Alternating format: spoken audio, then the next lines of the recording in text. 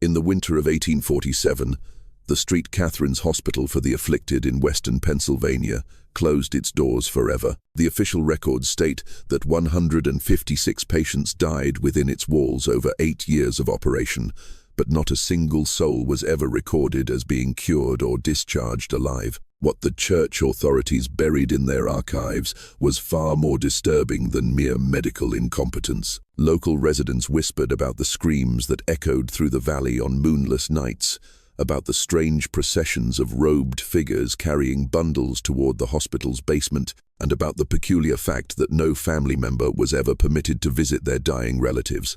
The Catholic Diocese of Pittsburgh sealed all records in 1848, and for nearly 2 centuries, the truth remained hidden beneath layers of ecclesiastical silence and fear. Before we continue with the story of St. Catherine's Hospital, this channel isn't for everyone, only for the bravest souls who dare to uncover the darkest secrets hidden by religious institutions. If you're one of those true mystery seekers who refuses to look away from the uncomfortable truths of history, hit that subscribe button and ring the notification bell. Drop a comment below telling us what state or city you're listening from. Our community of mystery hunters spans the globe, and we want to know where you're brave enough to face these stories.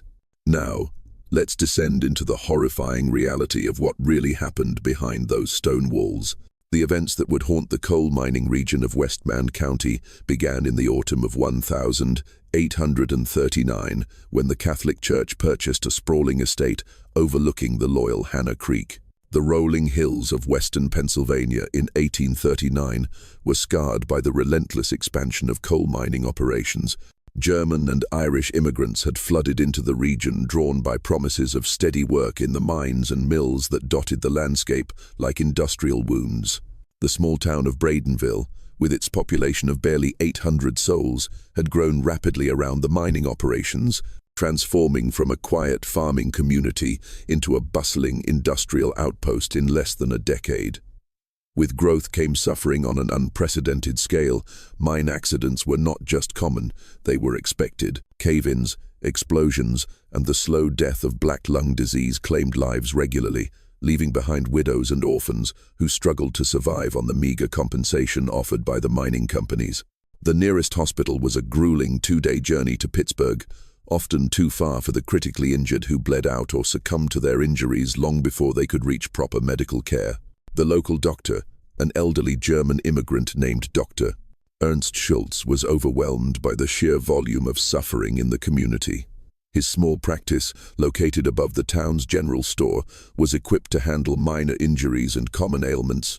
But the industrial accidents and occupational diseases that plagued the mining community were beyond his capabilities. Dr. Schultz had been pleading with the Catholic Diocese for years to establish some kind of medical facility in the region, knowing that his aging hands and limited resources were insufficient to serve the growing population. It was against this backdrop of industrial desperation and medical inadequacy that Father Hinrich Bergmann arrived from Bavaria in the autumn of 1839. The timing seemed almost providential to the struggling community. Father Bergmann was not an ordinary priest. He was a man of apparent wealth and education, carrying with him impressive credentials from the University of Munich and letters of recommendation from high-ranking Catholic officials across Europe.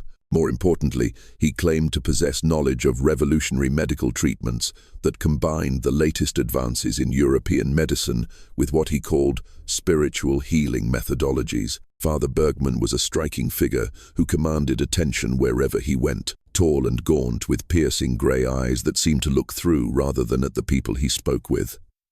He possessed an unnaturally pale complexion that made him appear almost ethereal. His voice carried a cultured German accent that lent authority to his words, and his manner of speaking was both hypnotic and unsettling. When he spoke of his medical training and his divine calling to serve the suffering masses of America's industrial frontier, even the most skeptical listeners found themselves drawn to his vision. The local Catholic community, predominantly German immigrants who had settled in the region during the 1832, welcomed Father Bergman with the desperate hope of drowning men grasping for salvation. Father Johann Kessler, the elderly priest who had been struggling to minister to the rapidly growing and increasingly desperate population, saw in Bergman what he believed to be divine providence. The younger priest's apparent medical knowledge, his obvious wealth.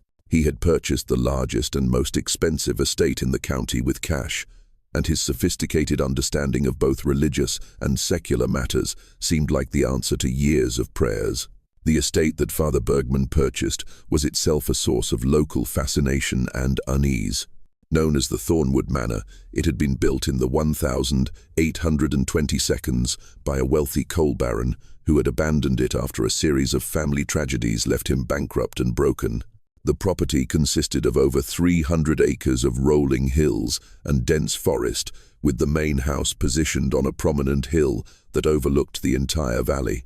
The house itself was an imposing 3-story structure built from local limestone with thick walls and narrow windows that gave it an almost fortress-like appearance.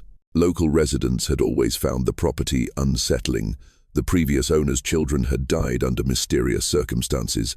Some said from a fever that swept through the house. Others whispered about accidents that seemed too numerous and too convenient to be coincidental. The coal baron himself had become increasingly reclusive in his final years, rarely leaving the property and speaking to neighbors about strange sounds and unexplained phenomena that plagued the estate. When he finally abandoned the property, he had told anyone who would listen that the land was cursed by God himself, and that no good would ever come to anyone who tried to make their home there. Father Bergman, however, seemed entirely unconcerned by the property's dark reputation. He spoke enthusiastically about the isolation and privacy that the estate would provide for his medical work, explaining that his revolutionary treatments required absolute quiet and freedom from the distractions and superstitions of town life.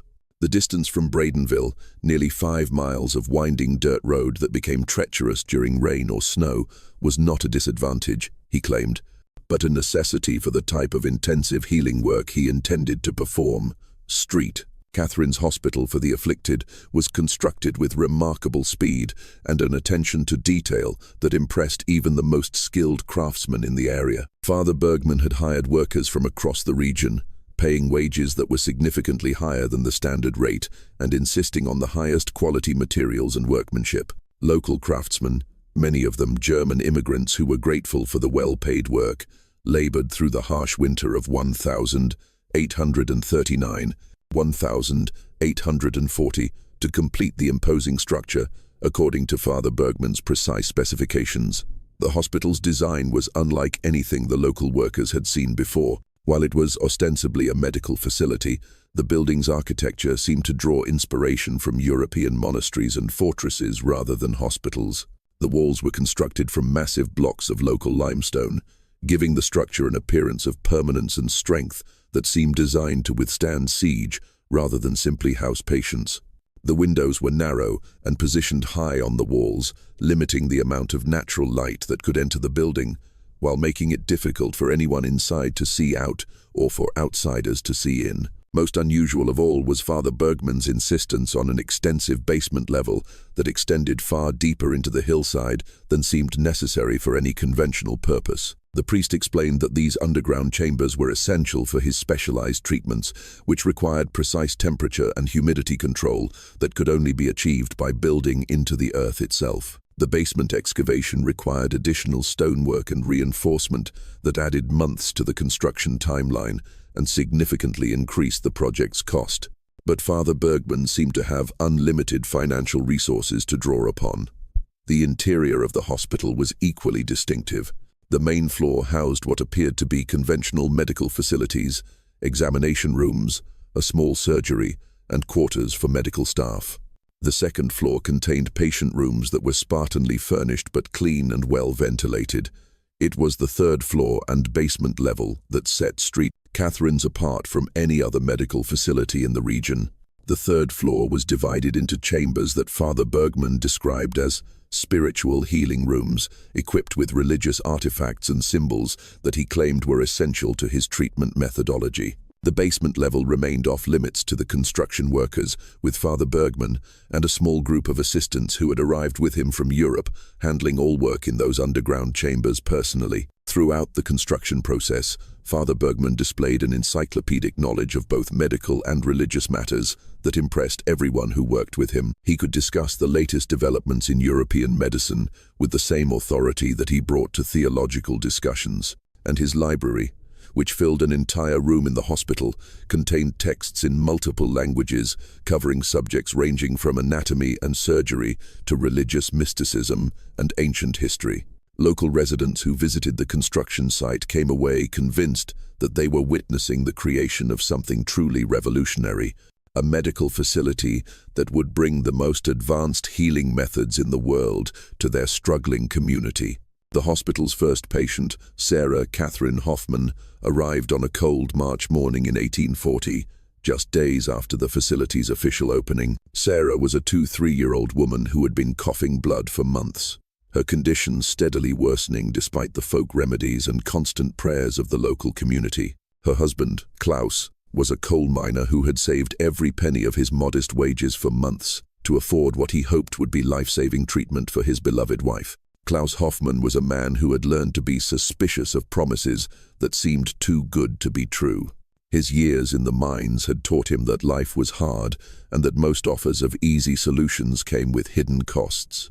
But as he watched his wife growing weaker each day, as he saw the blood on her handkerchief becoming more frequent and more abundant, his desperation overcame his natural caution. When Father Bergman personally assured him that Sarah would receive the finest medical care available anywhere in America, that the hospital's revolutionary treatments would restore her health completely, Klaus allowed hope to override his instincts. The process of admitting Sarah to the hospital was unlike anything Klaus had experienced. Rather than the simple paperwork and basic medical examination he had expected, Father Bergman conducted what he called a comprehensive spiritual and physical assessment that lasted for several hours. The priest questioned Sarah extensively about her family history, her religious beliefs, her dreams and fears, and a variety of other topics that seemed unrelated to her medical condition. He examined her not just physically, but seemed to be evaluating her responses to various religious symbols and texts, noting her reactions in a leather-bound journal that he kept locked in a small chest. Most unsettling to Klaus was Father Bergman's explanation of the hospital's treatment philosophy. The priest spoke at length about the interconnected nature of physical and spiritual health, explaining that true healing could only be achieved by addressing both the material and metaphysical aspects of illness. Sarah's consumption, he claimed, was not simply a disease of the lungs, but a manifestation of spiritual imbalance that required specialized intervention. The treatment process would be intensive and could take several weeks or even months to complete successfully. However, Father Bergman explained with apparent reluctance the healing process required absolute isolation from outside influences. Family members, friends, and even other medical professionals could not be permitted to visit patients during the critical initial treatment phase, as any disruption to the delicate balance of spiritual and medical intervention could not only compromise the healing process, but potentially cause permanent harm to the patient's soul as well as their body. This isolation policy, he assured Klaus, was based on the most advanced medical knowledge available and had been proven effective in hospitals across Europe. Klaus felt every instinct in his body screaming that something was wrong with this arrangement.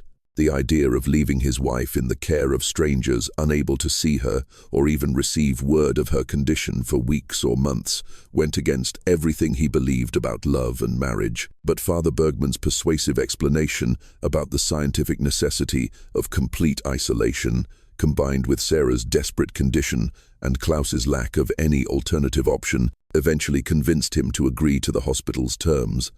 As Klaus walked away from St. Catherine's Hospital that March morning, leading the empty cart that had brought his wife to what he hoped would be her salvation, he couldn't shake the feeling that he was making the worst mistake of his life. The building loomed behind him on its hilltop like a massive tombstone, its narrow windows reflecting the pale winter sun like dead eyes. The silence that surrounded the property was complete and unnatural.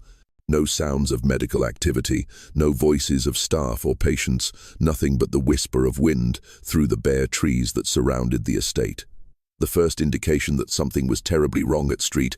Catherine's Hospital came exactly 6 weeks after Sarah Hoffman's admission. Klaus had been visiting Father Kessler regularly, sometimes daily, seeking any word about his wife's condition. The elderly priest had been making his own inquiries to Father Bergman, but each time he approached the hospital, he was turned away with increasingly vague assurances that Sarah was responding well to the innovative treatment protocols and must not be disturbed during this absolutely critical phase of spiritual and physical restoration. Father Kessler himself had begun to feel uneasy about the situation. In his 40 years of ministry, he had never encountered a medical facility that operated with such complete secrecy. His requests to visit the hospital as a priest to offer spiritual comfort to the patients were politely but firmly declined. Father Bergman explained that his treatment methodology incorporated spiritual healing as an integral component, making outside religious intervention not just unnecessary but potentially harmful to the carefully calibrated therapeutic environment he had created. The breaking point came on the night of the 15th of April, 1840, when Klaus Hoffmann was awakened by frantic pounding on his door. His neighbor, Wilhelm Brenner, a fellow miner whose shift in the deepest shafts ended at midnight, stood on the doorstep in a state of barely controlled panic. Wilhelm was not a man given to flights of fancy. His years underground had taught him to distinguish between reality and the tricks that darkness and exhaustion could play on a man's mind. What he had witnessed as he walked home along the creek road below the hospital had shaken him to his core. "Klaus," Wilhelm whispered urgently, glancing over his shoulder as if he expected to be overheard. "I swear by all the saints and by the souls of my dead parents, I saw something tonight that no Christian man should ever have to see." According to Wilhelm's account, he had been walking the familiar path home when movement near the hospital's basement entrance caught his attention. Two figures in dark robes had emerged from the building, moving with practiced efficiency as they carried what appeared to be a human form wrapped in white cloth. The bundle was too small to be an adult, Wilhelm said, but it was unmistakably shaped like a person. The robed figures had loaded their burden into a horse-drawn cart and disappeared into the dense woods behind the hospital, following what appeared to be a well-worn path that Wilhelm had never noticed before. "But Klaus," Wilhelm continued, his voice dropping to barely above a whisper, "there was something else. As they passed below where I was standing, the wind shifted, and I caught a smell that, God forgive me, it was like meat that's been left too long in the sun, but worse, sweeter, like flowers left too long in a tomb." The two men, joined by several other concerned husbands and fathers from the community, made their way to St. Catherine's Hospital at dawn. They found Father Bergman in the main hall, seated in an ornate chair that seemed more like a throne than conventional furniture. He was calmly reading from a leather-bound book that was written in a script none of them recognized, not German, not Latin, not any language they had ever encountered. When Klaus demanded to see his wife to speak with her, or at least to receive some concrete information about her condition, Father Bergman's demeanor underwent a dramatic transformation. The cultured, reassuring physician, who had convinced Klaus to entrust his wife to the hospital's care, vanished, replaced by something cold and threatening. The priest's pale face flushed with what appeared to be genuine anger, and his voice dropped to a menacing whisper that seemed to echo strangely in the hospital's main hall. "Your wife is in the most delicate stage of her treatment," Father Bergman said, his grey eyes seeming to grow darker as he spoke. "Any disturbance now would not only kill her body, but damn her immortal soul to eternal suffering beyond anything you can imagine. Is that what you want, Klaus? To be responsible for your wife's eternal damnation because you couldn't control your earthly concerns and trust in the Lord's work?" The men left the hospital shaken by more than just Father Bergman's words. There had been something in his presence, in the way the air itself seemed to grow colder when he spoke, that made them feel like they were in the presence of something that wasn't entirely human. But Klaus couldn't sleep that night, or any night that followed. His love for Sarah, and his growing certainty that she was in terrible danger, drove him to take risks that his rational mind knew were dangerous. 3 nights after the confrontation at the hospital, Klaus crept back to the estate under cover of darkness. He had spent days studying the building's layout and the routines of its inhabitants, looking for any opportunity to catch a glimpse of what was really happening inside. The hospital's isolation, which Father Bergman claimed was essential for his treatment methods, also meant that Klaus could approach the building without being observed by anyone from town. Using skills he had learned during his childhood in the mountains of Bavaria, Klaus climbed an ancient oak tree that grew close enough to the hospital's third floor to allow him to peer into one of the narrow windows. What he saw in that candle-lit room would haunt him for the rest of his life, and would eventually drive him to actions that would save dozens of lives while destroying his own peace of mind forever. The room was illuminated by dozens of candles arranged in a complex geometric pattern that Klaus didn't recognize, but that filled him with an instinctive dread. In the center of the pattern lay a figure on a table, naked, motionless, and so emaciated that Klaus couldn't immediately tell if it was his wife or even if it was still alive. The body was covered with strange markings that appeared to have been carved or burned into the skin, creating patterns that seemed to writhe and shift in the flickering candlelight. Father Bergman stood over the body, his hands moving in ritualistic gestures, while he chanted in that unknown language Klaus had heard him reading from earlier. But what was most disturbing were the other figures in the room. At least 6 people in religious robes, their faces hidden by deep hoods surrounding the table, like mourners at a funeral or participants in some ancient ceremony. The atmosphere in the room was thick with something that went beyond religious solemnity. There was an energy there that felt predatory and hungry. As Klaus watched in growing horror, one of the robed figures approached the table with what appeared to be a medical instrument, but one that had been modified in ways that made its purpose unclear. The implement seemed designed more for ritual than for healing, with intricate engravings and additional components that transformed it into something that belonged more in an ancient temple than in a modern medical facility. Klaus fell from the tree in his shock and terror, breaking his arm in the process and creating enough noise to alert the hospital's inhabitants to his presence. As he fled through the forest, he could hear sounds of pursuit behind him. Not the voices of concerned medical staff, but something else entirely. The sounds that followed him through the darkness were like nothing he had ever heard before. A combination of human voices and something that seemed to come from throats that were not entirely human. When Klaus returned to town, his arm hanging useless at his side and his mind reeling from what he had witnessed, the community was divided in their response to his account. Some believed him immediately, recognizing in his terror and trauma the signs of a man who had seen something beyond the boundaries of normal human experience. Others thought that grief and worry had finally driven him over the edge into madness, that his love for Sarah had caused him to imagine horrors that existed only in his own tortured mind. But everyone agreed on one thing: something had to be done to discover the truth about what was happening at St. Catherine's Hospital.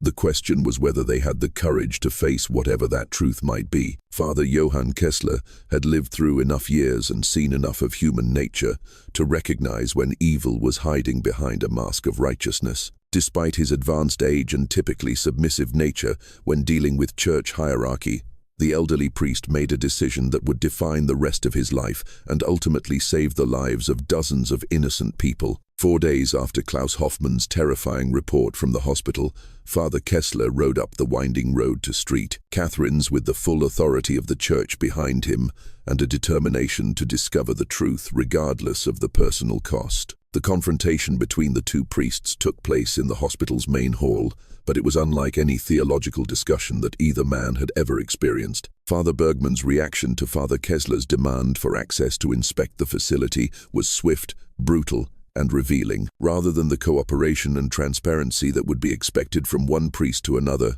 Father Bergman immediately went on the attack, accusing the elderly priest of heresy, of interfering with God's work, and of lacking the faith and intellectual sophistication necessary to understand what he called the higher mysteries of divine healing. "You dare question methods that have been blessed by Rome itself," Bergman hissed, his cultured accent becoming more pronounced as his agitation increased. He produced a series of official-looking documents with elaborate seals and ribbons, spreading them across a table with the confidence of a man who had never had his authority questioned. "These treatments have saved souls across Europe. Father Kessler, would you deny the suffering people of this community their only hope of salvation because of your provincial suspicions and limited understanding?" But Father Kessler's decades of experience in dealing with both genuine saints and clever sinners had taught him to look beyond impressive credentials and smooth words.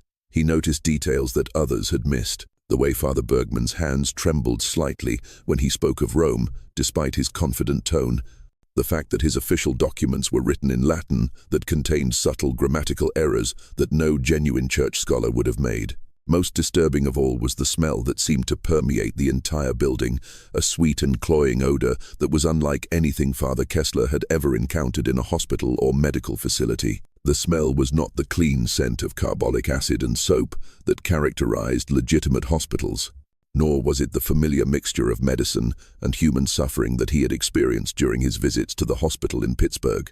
Instead, there was something organic and corrupt about the odor, something that reminded him of the flowers that mourners placed on graves after the bodies beneath had been in the ground too long. It was a smell that seemed to cling to everything in the building, including Father Bergman himself. During their increasingly heated exchange, Father Kessler made a series of demands that would expose the true nature of Father Bergman's operation. He insisted on seeing the hospital's patient records, the treatment logs that should document each patient's progress, and most importantly, the discharge papers for patients who had been successfully cured and released.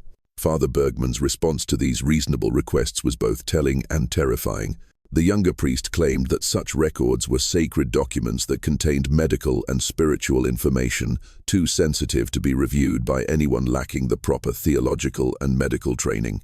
He insisted that Father Kessler's spiritual immaturity and limited understanding of the divine mysteries made him unworthy of access to such knowledge. Furthermore, he claimed that the very act of demanding to see these records demonstrated a lack of faith that was bordering on blasphemy. Father Kessler left the hospital that day with a growing certainty that something profoundly evil had taken root in his parish. But he also realized that exposing and stopping Father Bergman would require more than just suspicion and moral outrage. He would need evidence, documentation, and testimony that would be convincing enough to overcome the younger priest's apparent connections to church authorities and his obvious financial resources. The elderly priest began his own investigation with the methodical thoroughness that had served him well in 40 years of ministry.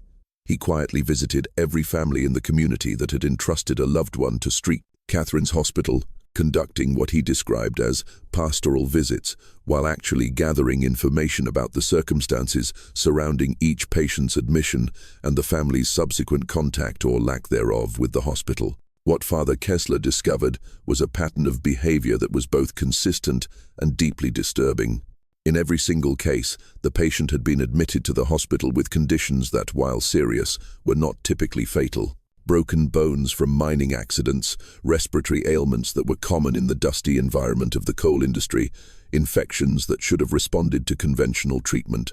None of these conditions should have resulted in death if proper medical care had been provided. More troubling still was the discovery that the hospital's isolation policy was not just strictly enforced, but was accompanied by a complete cessation of communication between the hospital and the patients' families. Unlike legitimate medical facilities, which provided regular updates on patients' conditions and allowed for emergency visits in cases of deterioration, St. Catherine's Hospital maintained absolute silence from the moment a patient was admitted until the family was eventually informed of their death. The most damning evidence came when Father Kessler began to notice that personal effects belonging to deceased patients, wedding rings, family heirlooms, religious medals, and other items of both monetary and sentimental value had somehow found their way into the possession of Father Bergman's most devoted followers. When questioned about these items, the hospital's staff and supporters claimed they were blessed gifts from Father Bergman, tokens of his appreciation for their service to the hospital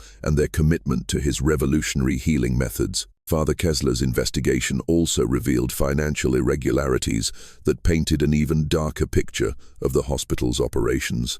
St. Catherine's was receiving substantial payments from the families of patients, money that was supposed to cover medical treatments, medications, and the cost of extended care. However, when the priest discreetly investigated the hospital supply purchases and staffing expenses, he found no corresponding expenditures for medicine, medical equipment, or the supplies that would be necessary to treat the number of patients the hospital claimed to be caring for. The money that families paid for their loved ones' treatment was simply disappearing, flowing into accounts that Father Bergman controlled with no oversight from church authorities or civil officials.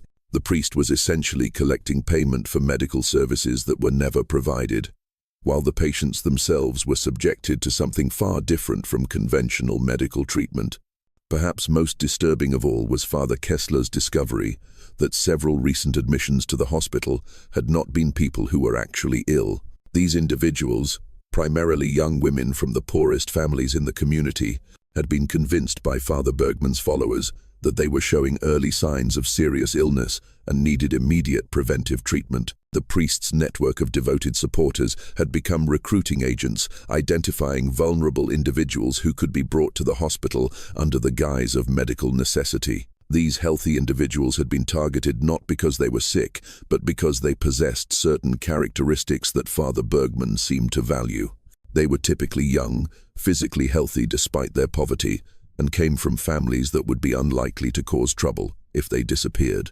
The pattern suggested that Father Bergman was not simply taking advantage of people who were already ill, but was actively seeking out specific types of individuals for purposes that had nothing to do with legitimate medical treatment.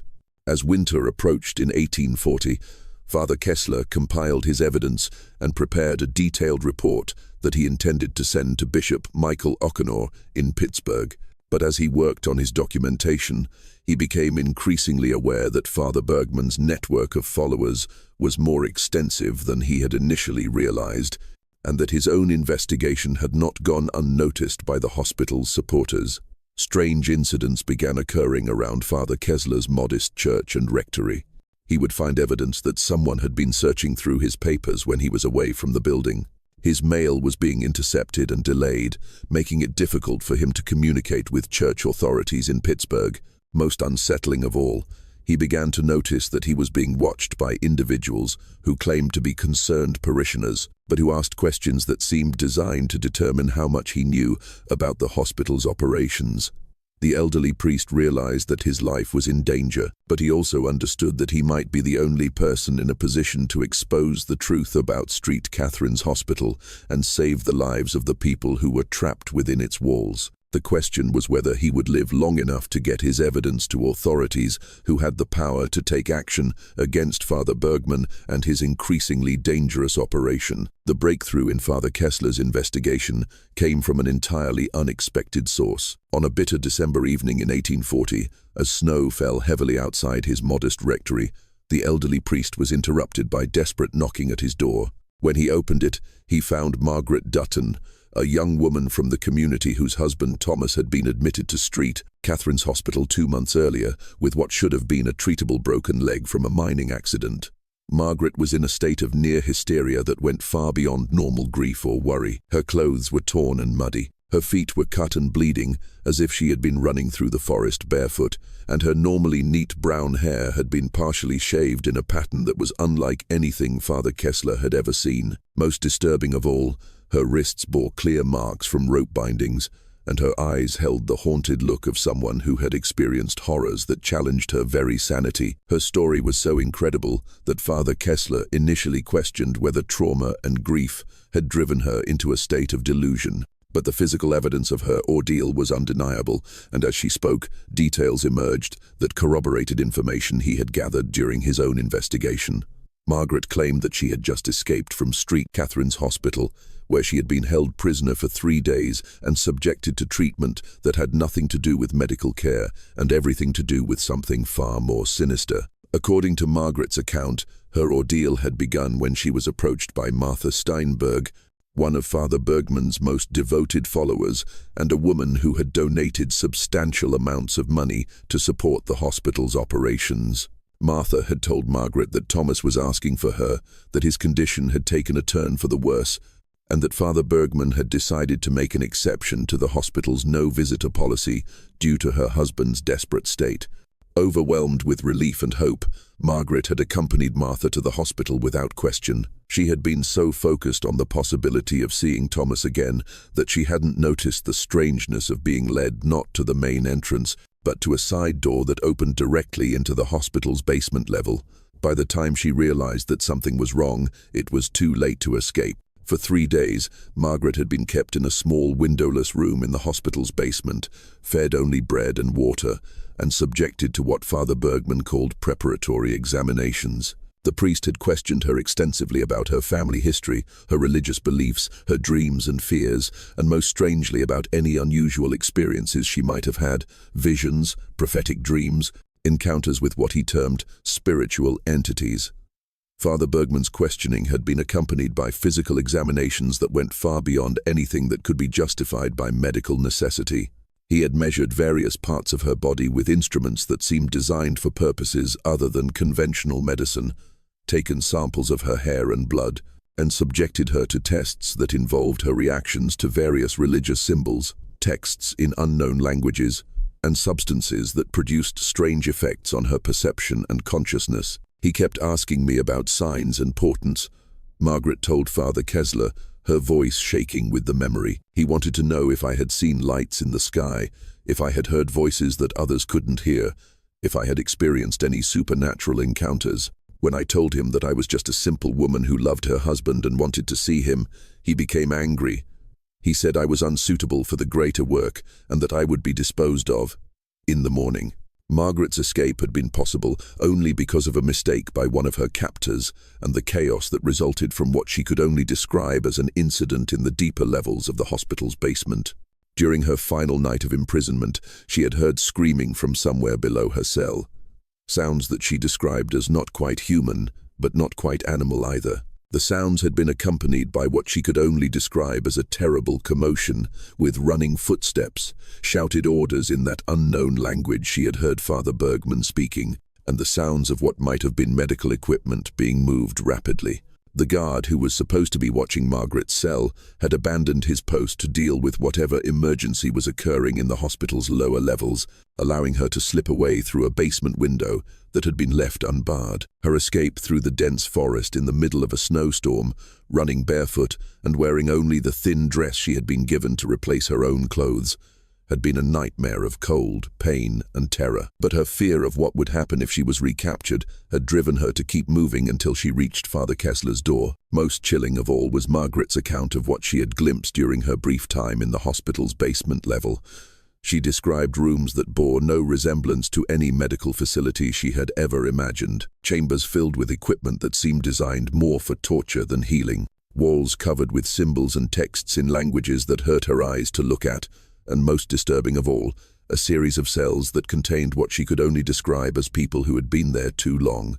These individuals, Margaret said, were clearly alive, but had been changed by their experiences in ways that made them barely recognizable as human beings. They moved strangely, spoke in whispers or not at all, and seemed to be existing in a state that was neither fully alive nor completely dead. Some bore physical modifications that suggested they had been subjected to procedures that went far beyond conventional medicine, while others seemed to have been changed in ways that were more psychological than physical, but were equally disturbing. Father Kessler realized immediately that Margaret's escape had likely sealed both of their fates. If her account was accurate, then Father Bergman's operation was far more extensive and dangerous than even his worst suspicions had suggested. The priest was not simply defrauding families and allowing patients to die from neglect. He was conducting experiments on human beings, using his position as a medical authority and religious figure to acquire subjects for research that challenged the very boundaries of what it meant to be human. The elderly priest made a decision that would determine whether they would live to expose the truth or disappear like so many others who had threatened Father Bergman's work. They would leave for Pittsburgh immediately, taking with them all the evidence he had gathered and Margaret's first-hand testimony about what was happening in the hospital's basement. It was their only chance of survival and the only hope for the people who were still trapped within St. Catherine's walls. But as they prepared for their desperate escape, Father Kessler received word that would make their journey even more urgent and dangerous. The Muller family, despite his earlier warnings to the community, had decided to bring their daughter Anna to the hospital for treatment of what they believed was a serious fever. By the time Father Kessler learned of their decision, 2-year-old Anna Mueller had already been admitted to St. Catherine's Hospital, and her parents had been told that she would need several weeks of intensive treatment before they could see her again. The journey to Pittsburgh through the harsh Pennsylvania winter became a desperate race against time and against the growing certainty that Father Bergman's network of followers was pursuing them. Father Kessler and Margaret traveled by night, hiding during the day in barns and abandoned buildings, constantly looking over their shoulders for signs of the riders who seemed to be tracking their movements through the snow-covered countryside. The priest had underestimated the extent of Father Bergman's influence throughout the region. What he had assumed was a localized operation centered around the hospital proved to be part of a much larger network that extended across multiple counties. Supporters of the hospital were not confined to Bradenville, but were spread throughout western Pennsylvania, watching the roads and reporting on anyone who might pose a threat to Father Bergman's work. On their second night of travel, as they sheltered in an abandoned mill near the town of Greensburg, Father Kessler and Margaret heard the sounds of horses approaching through the darkness.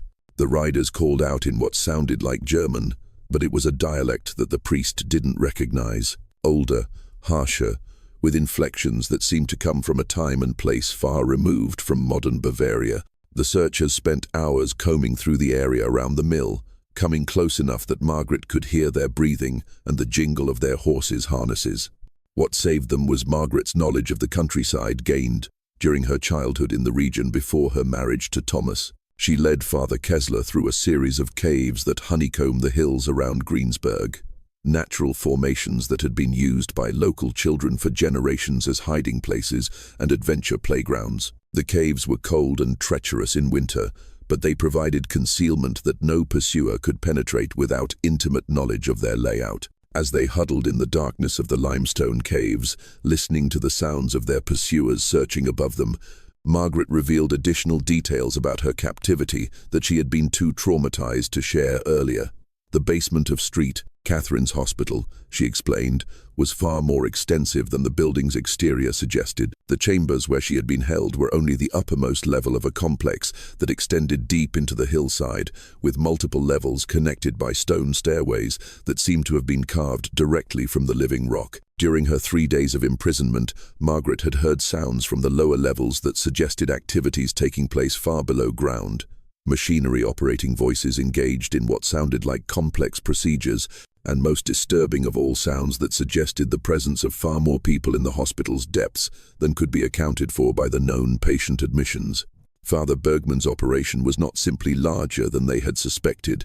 It was older, more established, and involved procedures that had been going on for far longer than the 8 years since the hospital's official opening. Margaret also revealed that during her interrogations, Father Bergman had made references to previous facilities and earlier work that suggested St.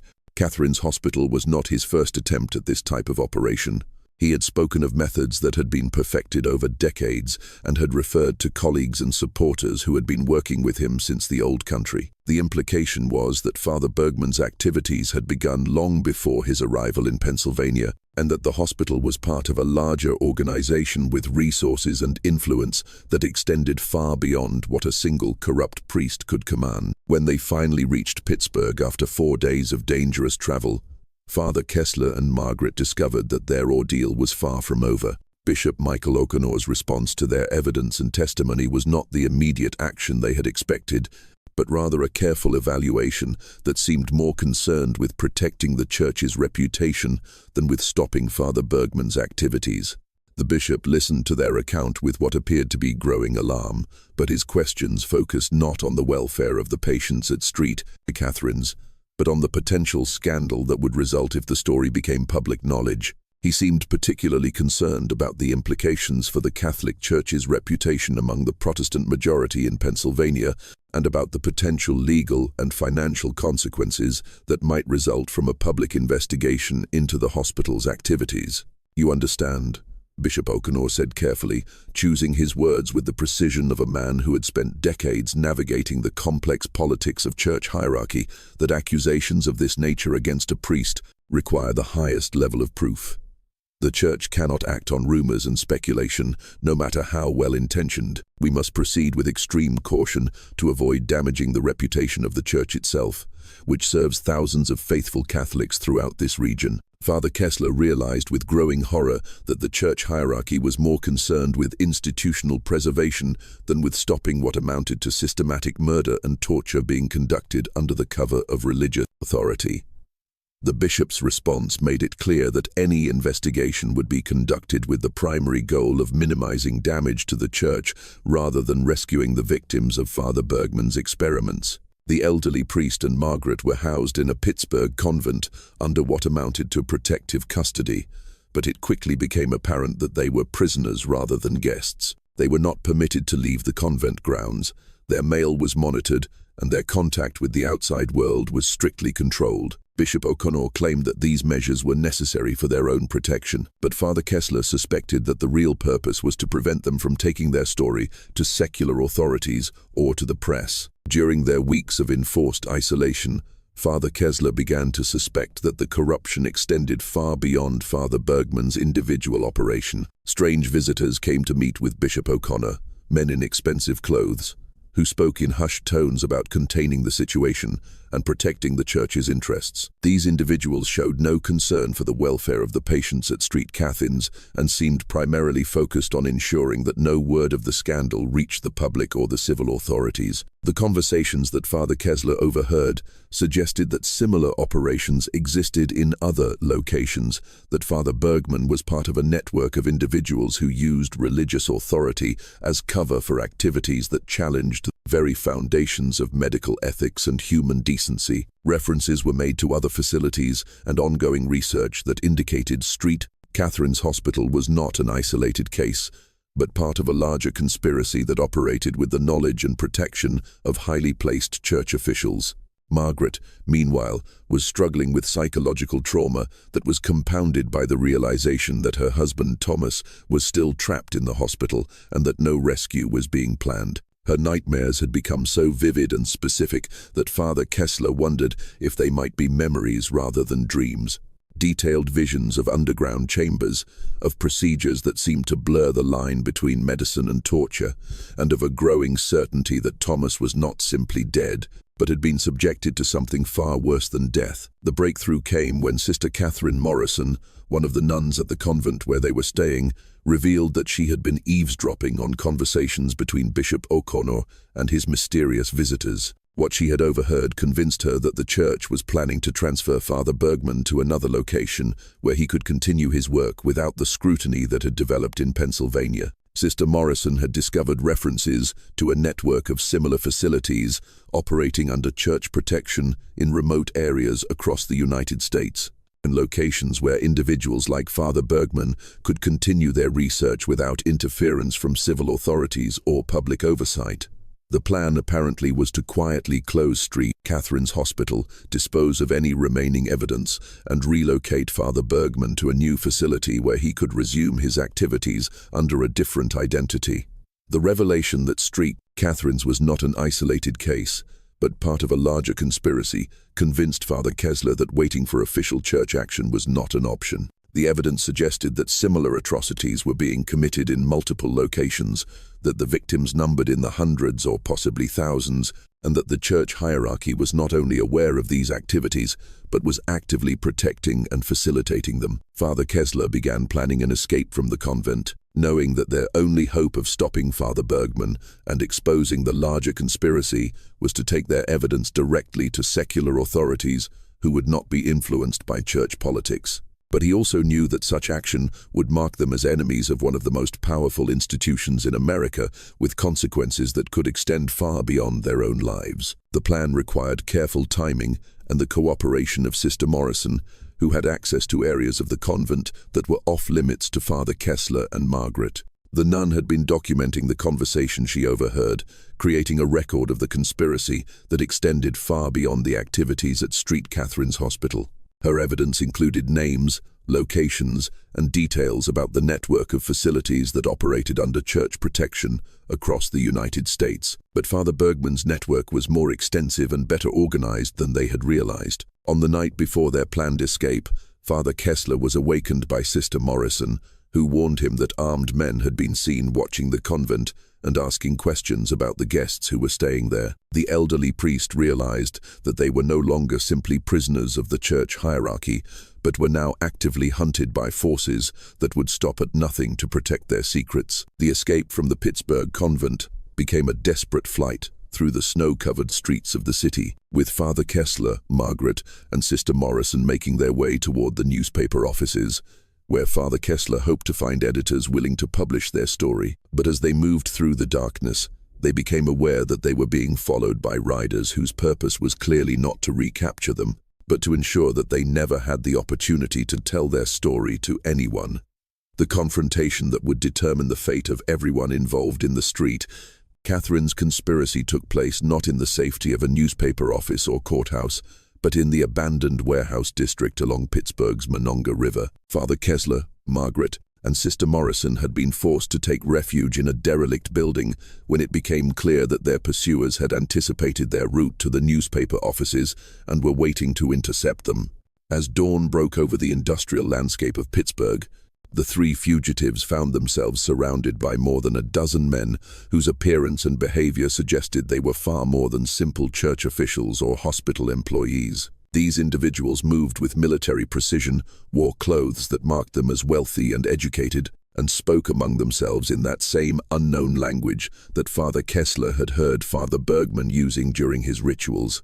The leader of their pursuers was a man who introduced himself as Dr. Friedrich von Reichenbach, claiming to represent interests that extend far beyond the simple concerns of a rural hospital. Dr. von Reichenbach was an elderly man whose bearing and education were immediately apparent, but whose eyes held the same cold intensity that Father Kessler had seen in Father Bergman.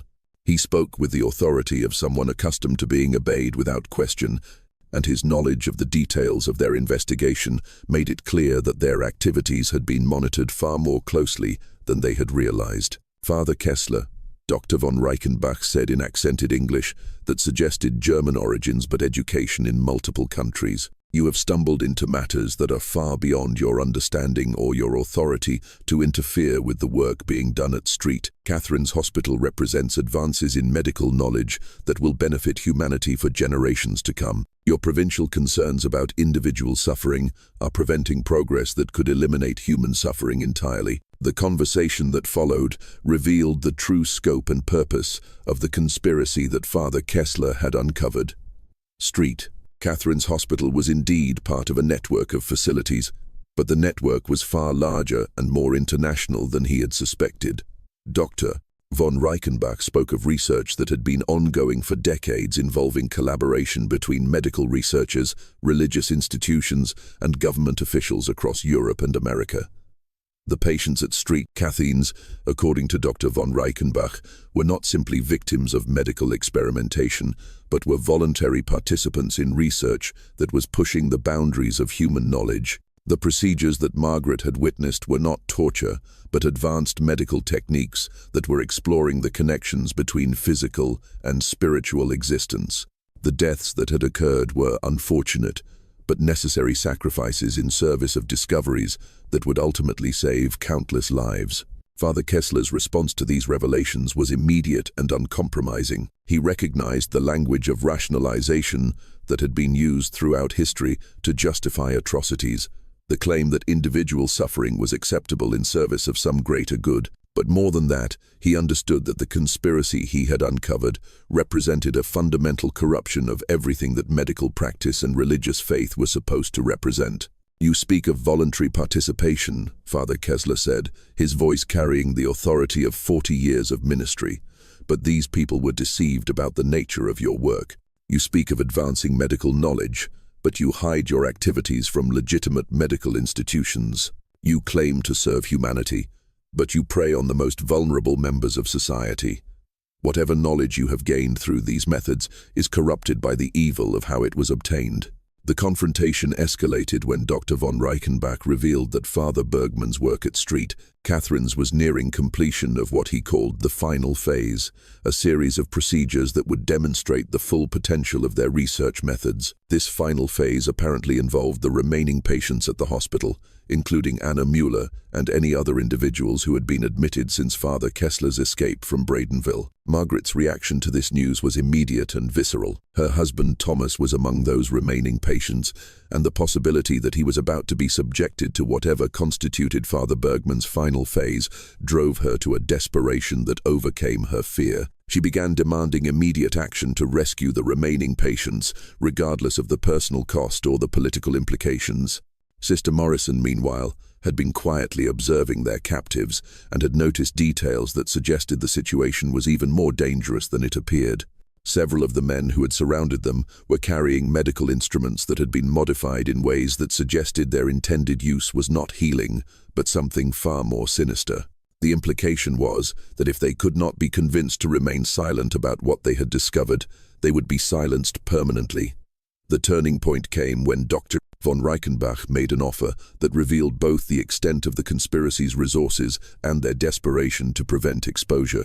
He proposed that Father Kessler, Margaret, and Sister Morrison could be relocated to Europe given new identities and provided with substantial financial compensation in exchange for their silence about the activities at St. Catherine's Hospital.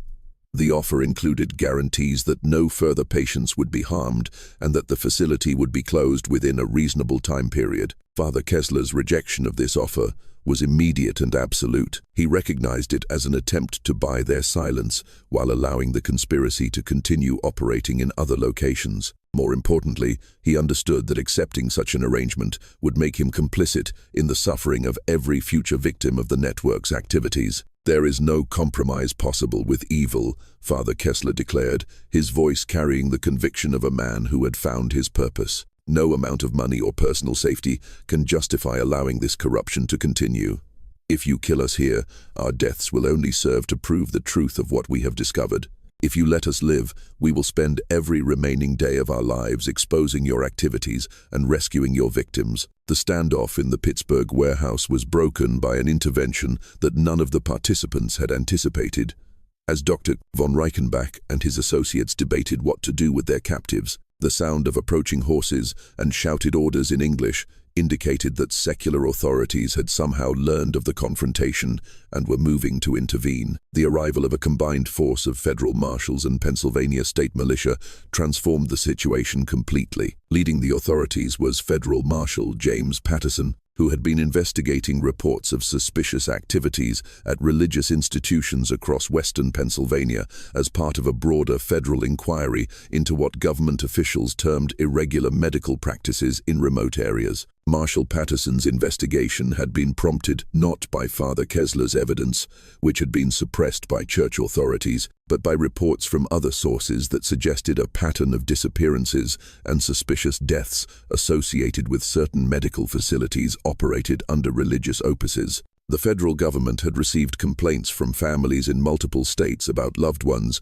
who had disappeared after being admitted to isolated hospitals and sanitariums that claimed to offer revolutionary treatments. The intervention of federal authorities revealed that the St. Catherine's conspiracy was even larger than Father Kessler had suspected, but it also demonstrated that the network's activities had not gone completely unnoticed by secular law enforcement.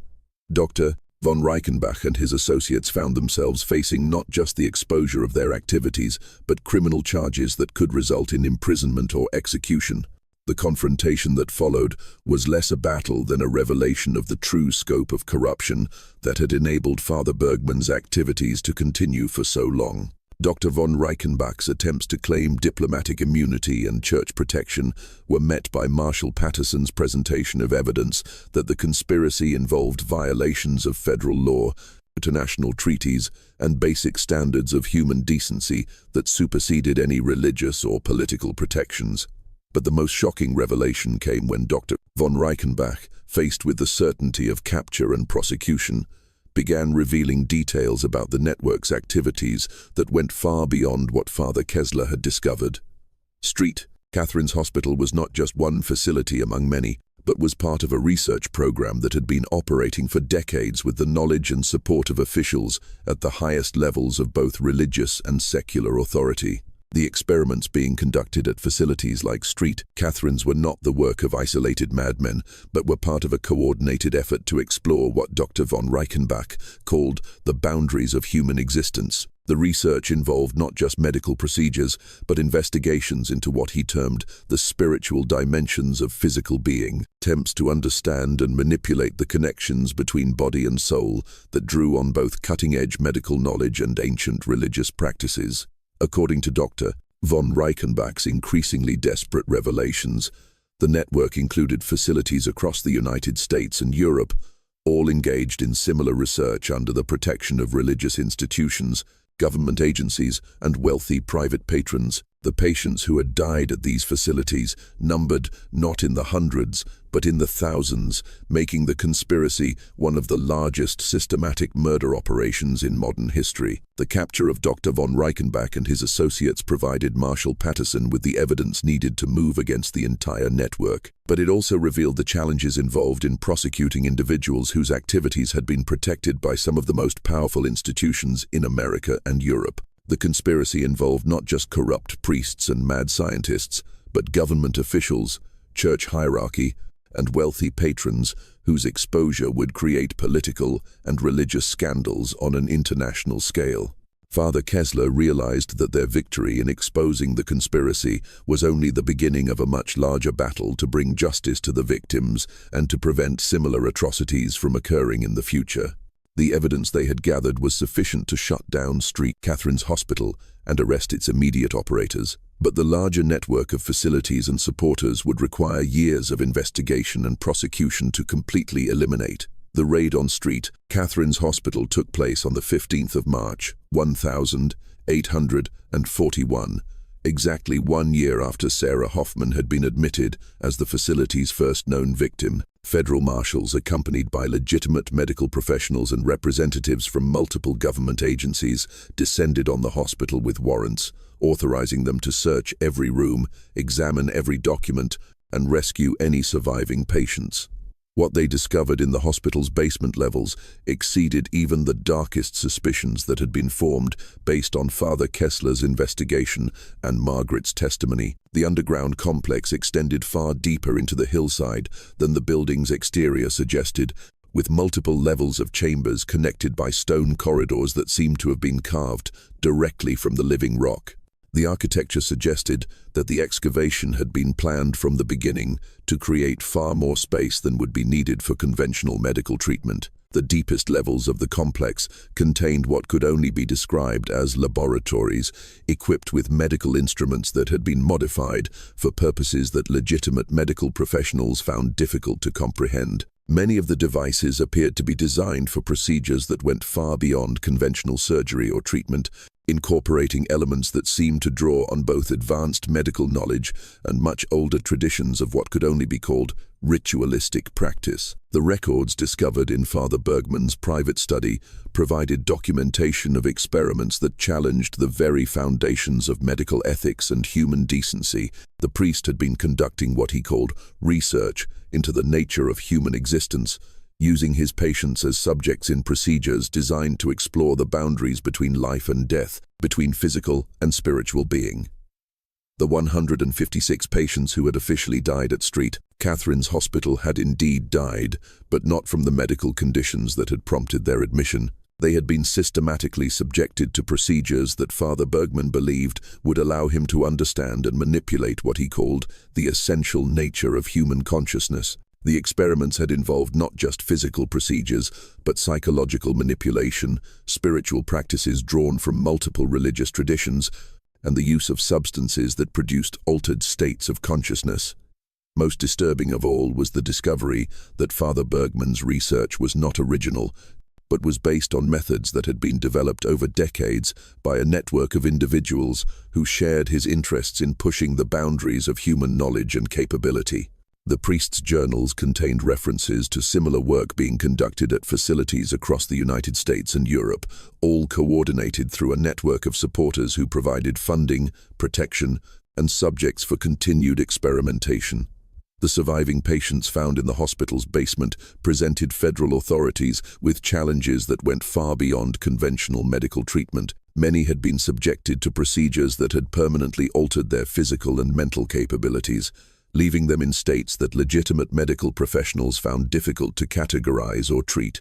Some appeared to have been kept alive far beyond what should have been possible given their original conditions, while others showed modifications that suggested experimentation with human physiology that bordered on the impossible. Anna Mueller, the 2-year-old girl, whose admission had prompted Father Kessler's desperate escape to Pittsburgh, was found alive, but in a condition that would require years of care and rehabilitation. She had been subjected to procedures that had left her physically weakened and psychologically traumatized, but her youth and resilience offered hope that she might eventually recover from her ordeal. Margaret's husband, Thomas, was among the survivors, but his condition provided tragic confirmation of her worst fears about what was being done to the hospital's patients. He had been subjected to procedures that had left him physically and mentally changed in ways that made his recovery uncertain. The reunion between Margaret and Thomas was both a moment of joy and a confrontation with the reality of what they had both endured. Father Bergman himself was captured, attempting to destroy evidence in the hospital's deepest chambers. His appearance, when taken into custody, shocked even the federal marshals who had been prepared for the worst. The priest appeared to have been subjected to some of the same procedures he had been inflicting on his patients, suggesting that his research had extended to self-experimentation that had left him physically and mentally altered. The documents and evidence recovered from St. Catherine's Hospital provided federal authorities with the information needed to move against the larger network of facilities and supporters. Raids were conducted simultaneously across multiple states, resulting in the closure of several similar institutions and the arrest of dozens of individuals involved in what came to be known as the St. Catherine's Conspiracy. The trials that followed the exposure of the St. Catherine's Conspiracy became some of the most sensational criminal proceedings in American history, but they also revealed the challenges involved in prosecuting crimes that had been committed under the protection of powerful institutions. Father Bergman was found guilty of multiple counts of murder and sentenced to death, but he died in custody before his execution could be carried out under circumstances that raised questions about whether his death was natural or the result of intervention by his former associates. Dr. von Reichenbach and several other key figures in the conspiracy were convicted and sentenced to lengthy prison terms. But many of the wealthy patrons and government officials who had supported the network were never prosecuted due to their political connections and the difficulty of proving their direct involvement in the criminal activities. The Catholic Church's response to the scandal was swift, but focused primarily on damage control rather than justice for the victims. Father Bergman was posthumously excommunicated, and several church officials who had been aware of his activities were quietly transferred to remote positions where they could no longer influence church policy. However, many observers noted that the church's internal investigation was limited in scope and appeared designed more to protect the institution's reputation than to uncover the full extent of clerical involvement in the conspiracy. Father Kessler was officially vindicated for his role in exposing the conspiracy, but his experiences had left him fundamentally changed. He was transferred to a small parish in western Ohio, where he lived out his remaining years in relative obscurity, never speaking publicly about his experiences at St. Catherine's Hospital. Those who knew him well said that he was never the same after his confrontation with Father Bergman, carrying the weight of what he had seen and the knowledge that similar atrocities might still be occurring in other locations. Margaret Dutton eventually remarried and moved to California, but she carried the physical and psychological scars of her ordeal for the rest of her life. Her testimony during the trials was crucial in securing convictions against the conspiracy's leaders, but the process of reliving her experiences in court proved to be another form of trauma that took years to overcome. Thomas never fully recovered from his experiences in the hospital's basement, requiring constant care for the remainder of his life. Sister Catherine Morrison continued her religious vocation, but became an advocate for reform within the Catholic Church, working to establish oversight mechanisms that would prevent similar abuses of religious authority in the future. Her efforts contributed to changes in church policy regarding the oversight of medical facilities operated under religious opuses. But many of her reform proposals were quietly shelved due to opposition from conservative elements within the church hierarchy. The building that had housed St. Catherine's Hospital was abandoned after the trials concluded, deemed too contaminated by its history to be suitable for any legitimate purpose. Local residents gave the property a wide berth, and over the years, it became the subject of ghost stories and local legends that kept most people away from the site. The basement levels where Father Bergman had conducted his experiments were eventually sealed with concrete and steel. But even these measures failed to completely erase the memories of what had happened there. In 1923, more than 80 years after the hospital's closure, construction workers preparing to demolish the building made a discovery that brought the St. Catherine's story back to public attention. Hidden within the walls of the basement were chambers that had not been documented in any of the official records from the federal investigation. Rooms that contained evidence of Father Bergman's experiments that had somehow escaped the authorities' efforts to document and destroy all traces of his work. The discovery included medical instruments that had been modified for unknown purposes, journals written in multiple languages that detailed procedures combining medical knowledge with ritual practices, and most disturbing of all, physical remains that suggested Father Bergman's experiments had been even more extensive than the federal investigation had revealed. The finding prompted a brief, renewed investigation by local authorities, but once again, church influence and political pressure combined to suppress the story before it could gain widespread public attention. The truth about St. Catherine's Hospital serves as a reminder of how easily institutions that are supposed to protect the vulnerable can be corrupted by individuals who hide their true intentions behind facades of respectability and religious authority. Father Bergman's ability to continue his activities for 8 years was possible only because of the trust that the community placed in the church and their reluctance to question the actions of someone who claimed to be working for God's purposes. The 156 patients who died at St. Catherine's Hospital were not simply victims of medical malpractice or institutional neglect. They were casualties of a conspiracy that used religious faith as a cover for activities that challenged the very foundations of human decency. Their deaths serve as a warning about the dangers of blind trust in authority and the importance of questioning institutions that demand unquestioning obedience.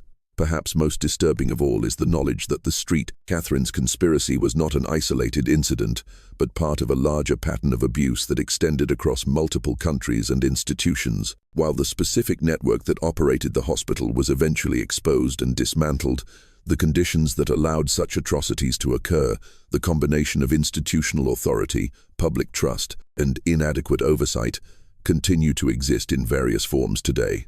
The survivors of St. Catherine's Hospital and their families received financial compensation from the federal government and the Catholic Church, but no amount of money could fully address the trauma they had endured or restore the lives that had been lost. Many of the families affected by the conspiracy struggled for generations with the psychological and financial consequences of their losses, and some never learned the full truth about what had happened to their loved ones.